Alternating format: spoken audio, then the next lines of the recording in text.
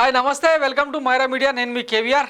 Elevations ఏమో ఐఐటిఎన్ లాగా, ఆచరణనేమో ITI లాగా, జనసేన లిస్టు చూస్తే అదే అనిపించింది అనమాట. మాటలేమో కోటలు దాడుతుంటాయి, చేతలేమో 24 సీట్ల దగ్గర ఆగిపోయింది అన్నట్టు. మరి దీనికే సీఎం అని చెప్పి కేరింతలు కొడుతుంటారు.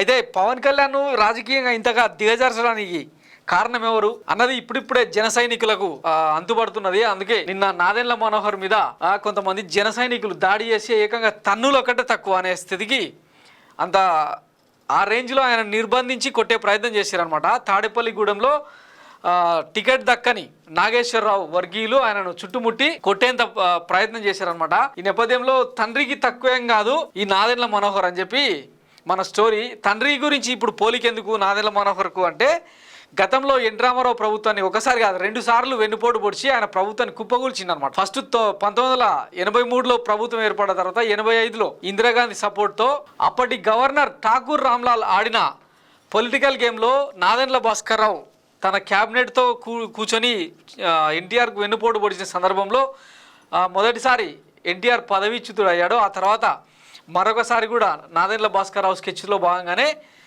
ఆయన పదవి నుంచి దిగిపోవాల్సి వచ్చింది అన్నది చరిత్ర. సో ఇప్పుడు పవన్ కళ్యాణ్ వెంట ఉన్న నాదెండ్ల మనోహర్ సైతం అదే ప్రయత్నం చేస్తున్నాడు. ఈయన యాక్టివిటీస్ అంతా జన సైనికులు కొంత అనుమానాస్పద తీరుగా ఉంటాయని చెప్పి అనుమానిస్తూ ఉంటారు. సో ఈ నేపథ్యంలో నిన్న ఈయన మీద తాడేపల్లిగూడెంలో కొట్టేంత ప్రయత్నం పనిచేశారనమాట. ఇది అక్కడ సీను. టికెట్ ఇస్తామని మోసం చేస్తావా అని తాడేపల్లిగూడెంలో నాదెండ్ల మనోహర్ను చుట్టుముట్టి దాడి చేయబోయిన విడివాడ రామచంద్రరావు అనుచరులు.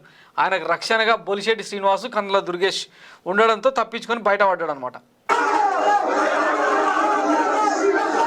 వయలేషన్ కిందకి వస్తుంది చూపిస్తే. సో కొంచెం ఏమరపాటుగా ఉన్నా కూడా నిన్న దెబ్బలు పడేవన్నమాట.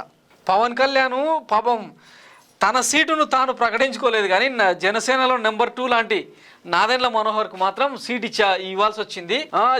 ఒక రకంగా ఈయన చంద్రబాబు ఏమో ఎక్సెల్ షీట్లో అంటే ముందే ప్రిపరేషన్లో భాగంగా 1,10,00,000 మంది అభిప్రాయ సేకరణ చేసి 9 సార్లు ఎన్నికల్లో చేసిన కసరత్తుకు మించి ఈసారి చేసిన అని చెప్పి ఆయన చెప్పిండు కదా. మరి ఇదే జనసేన లిస్ట్ ఎట్లా ఉందంటే చూడండి, ఒక నోట్ ప్యాడ్లో రాసుకొని వచ్చినారు. అది కూడా నాదెండ్ల మనోహర్ రాసిచ్చిన లిస్టు. సో ఈ సందర్భంగా చంద్రబాబుతో ఆయన చేతులు కలిపిన విధానం,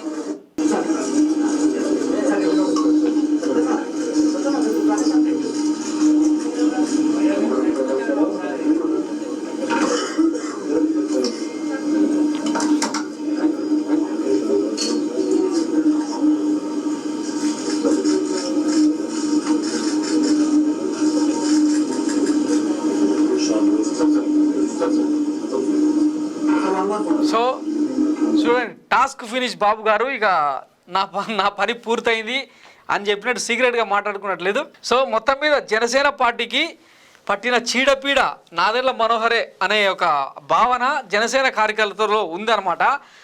సీట్ల ప్రకటన తర్వాత ఎక్కడికక్కడ నిరసనలు ఇంచుమించు అంటే డజన్కు పైగా నియోజకవర్గాల్లో ఇట్లాంటి పరిస్థితులు నెలకొన్నాయన్నమాట. ఫస్ట్ తణుకులో తన పేరు విడివాడ రామచంద్రరావు టికెట్ అనౌన్స్ చేసిండు. ఎవరు? పవన్ కళ్యాణ్. తీరా ఆ సీటును టీడీపీ క్యాండిడేట్కు రాధాకృష్ణకు అలొకేట్ చేయడంతో ఈయన ఆత్మహత్య చేసుకుంటా అవసరమైతే టీడీపీని మాత్రం గెలవని అని చెప్పి శపథం చేసిండు అనమాట నిన్న.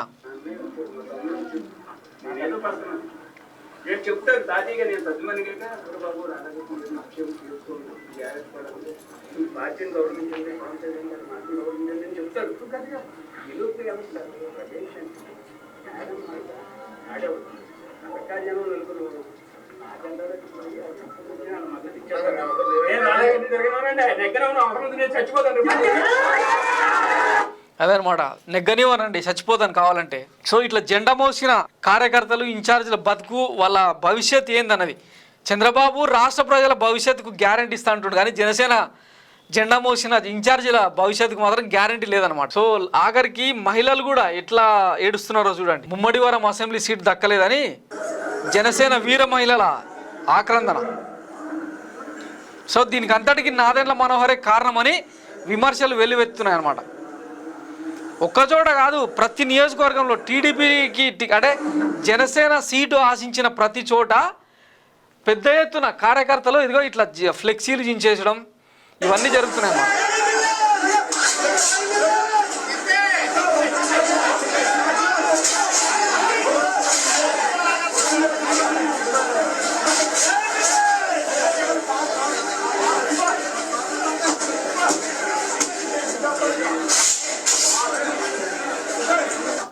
ఇట్లా తయారైందనమాట పరిస్థితి నియోజకవర్గాలలో.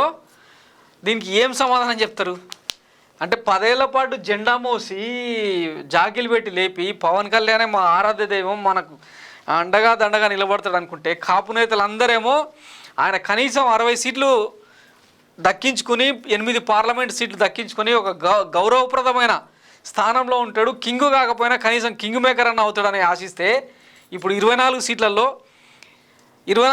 ఒకటి వీకింది. మళ్ళా గోరంట్ల బుచ్చే చౌదరి రాజమండ్రి రూరల్ నుంచి ఆయనకి ఇచ్చిర్రు, అక్కడ ప్రకటించిన అభ్యర్థిని తప్పించారు అనమాట.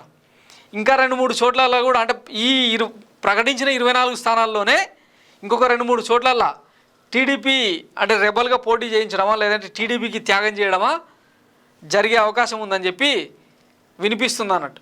సో దీనికి అంతటికీ కారణం నాదెండ్ల మనోహరే అన్న చర్చ అయితే పెద్ద ఎత్తున జరుగుతుంది. దీనికోసమే ఇంకొకటి ఏంటంటే గతంలో అంటే అలగా జనం అన్న బాలకృష్ణకు టికెట్ దక్కింది, జనసేనను కించపరిచిన చంద్రబాబు నాయుడుకు టికెట్ దక్కింది, తర్వాత రకరకాలుగా అవమానించిన నారా లోకేష్ టికెట్ దక్కింది. కానీ పవన్ కళ్యాణ్ అంటే ఒక పార్టీ అధినేత జనసేన టీడీపీకి జెండా జాకీలు పెట్టి లేపుతున్న జనసేన అధినేతకి టికెట్ లేకుండా పోయింది అని ఆక్రందన అనమాట ఇదంతా. సో అందులో భాగంగానే నిన్న తన్నేత ప్రయత్నం చేసినారు. మరి నాదెండ్ల మనోహర్ తెనాలిలో గెలుస్తాడా లేదా అన్నది చూడాలి. అక్కడ అన్నాబత్తుల శివకుమార్ చాలా స్ట్రాంగ్గా ఉన్నాడు. ఆంధ్ర ప్యారిస్ లాంటి తెనాలిలోనే గత ఎన్నికల్లో 2019 ఎన్నికల్లో 3వ స్థానంలో నిలిచిండిన అట్లాంటి ఆయనకు టికెట్ ఎట్టించిండ్రు. ఆడ టీడీపీ స్ట్రాంగ్గా ఉంటుంది. ఆలపాటి రాజేంద్ర ప్రసాద్ కనుక ఇస్తే ఈసారి టఫ్ ఫైట్ ఉండేది అన్న అంచనాల నడుమ సర్వేల అంచనాల నడుమ నాదెండ్ల మనోహర్కు అనూహ్యంగా టికెట్ దక్కడం మరి ఏ రకమైన స్ట్రాటజీనో ఈ జనసేన టీడీపీ మధ్య. ఇంకొకటి ఈ 2 పార్టీలు కలిసి నిర్వహించబోతున్న రేపటి సభ వాయిదా పడ్డట్టు తెలుస్తుంది. దాని మీద మరొక వీడియోలో మాట్లాడుకుందాం. ఇది నాదెండ్ల మనోహర్ జనసేనకు పాడగట్టబోతున్న తీరు, అందుకే తన్నులు ఒకటి తక్కువ. Thanks for watching Myra media. నేను మీ కేవీఆర్. Thank you.